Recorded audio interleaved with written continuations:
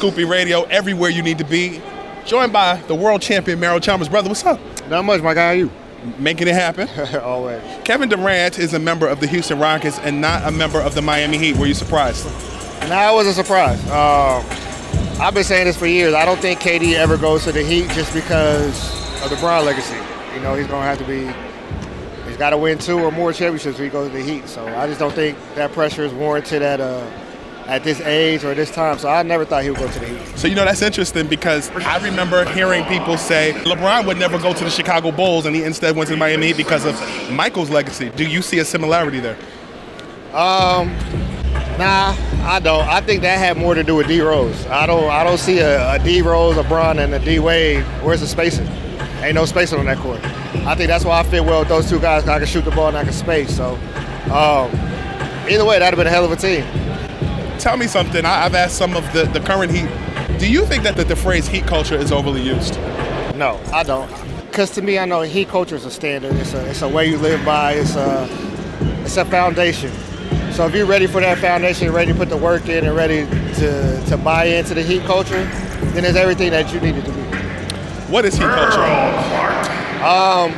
For me, Heat culture is just laying it all down, laying it down for the next man, being selfless, being able to be there for your other 4 brothers on the court, other 11 brothers on the team, camaraderie, always be the hardest working.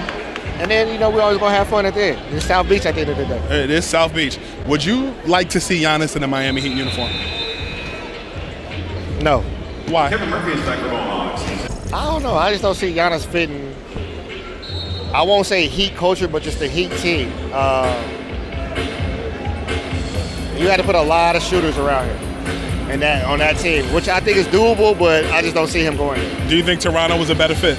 Yeah, definitely. More active, more up and down team. And they got a bunch of young, hungry guys that like to run and get up and down. So that's Giannis's game. What are you working on? Me personally, winning the Big 3 championship, first off. But second, I want to get into coaching, player development, help the young guys transition to the NBA. So I've been talking to a couple teams just see where I fit in. What can I do? Could you ever see yourself in a role like that with the Miami Heat, having won a championship or 2 there? Definitely. I mean, that's what I want to do. Whatever organization I do go to, I want to help win a championship. I've won on every level, so I think I know a little bit of what it takes to win. I always tell people, I told Coach Spo this the other day, I said, when it came to in-game adjustments, I feel like I'm pretty good at that just because I had to do it a lot through my career. So I can bring a lot to a coaching staff, I think. What is Pat Riley like? Timeout. A mob boss. The Godfather. Pat's a cool dude. But Pat is also about his business. If you're ever in trouble and you had to go to somebody's office, would you rather go to Spo's office or Pat Riley's office? Are they getting me out of trouble? Or am I in trouble? If you're in trouble. I go to Pat. Really? He the boss. You got to see Pat anyway. Okay. So send me up. Let me deal with the boss first. Were you sad to see Jimmy Butler leave the way that he did? I wasn't sad. I thought it was time for a change.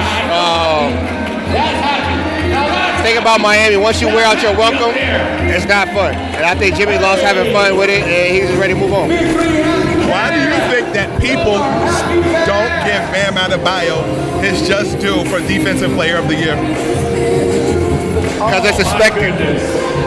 They expect Bam to do that. So when they expect you to do something, they're not shocked by what you can do. I think Bam probably been defensive player the last 3 or 4 years. There's nobody that can really do what he does out there. So when it's expected, you really don't get to shine.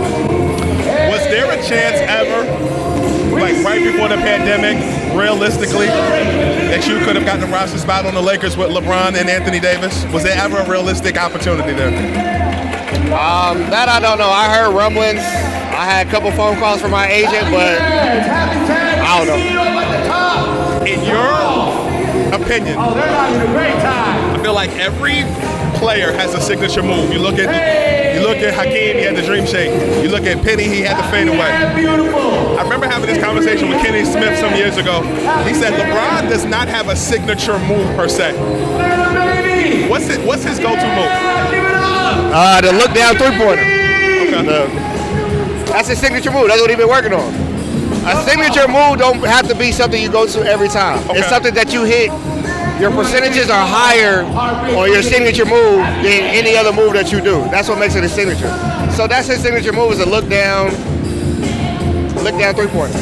Is there anybody at LeBron's age and during the course of their career in the past that reminds you of where LeBron is now? Not even Michael as a Wizard? No. Just because, to me, not taking away anything else from Bron or his talent or anything, but to play 21 plus years and not have no major injury, that says a lot. And there's no other player that's up there as a top that didn't go through injuries. Kobe, torn Achilles, shoulder. Jordan, broken foot, fingers. Bron, and that's just a tribute of how he take care of his body. What he put in is what he get out of it. You played for the Memphis Grizzlies. A lot has been said about the city of Memphis as well as their training facility. Do you recall their training facility? Yeah. It wasn't bad to me, but I also came from Miami. I've only played for 2 NBA teams, but I've been hearing all the talks. You know, I got a different feeling about Memphis. Tell me. Memphis hates me. Okay. From the shot at Kansas. So when I got traded to Memphis, I was scared to death. I ain't gonna lie. If it wasn't for Zebo and TA, I probably would have never went outside. Would they really give you that hard of a time in Memphis? It was just always somebody had something to say. And like, yes, as a basketball player, but at the end of the day, I'm a human. So you can't just say anything to me and I'm not gonna react. So it got to a point where it was kind of like, all right, leave me alone. I'm tired of hearing about it. I know, like, it wasn't a basketball-friendly conversation no more. It started turning different. I think anytime you got Zach Randolph, a.k.a. Eddie Winslow, as your personal security, you ain't got no problems. No, I had no problems. I had TA and Zebo, so they made sure all of Memphis, well, outside of Memphis took care of me, so I was good. What'd he say, bullies get bullied? Bullies get bullied every time. There you go, brother. Thank you so much for your time. No problem. Thank you. Yes, sir. Appreciate you, Ken. Yes, sir.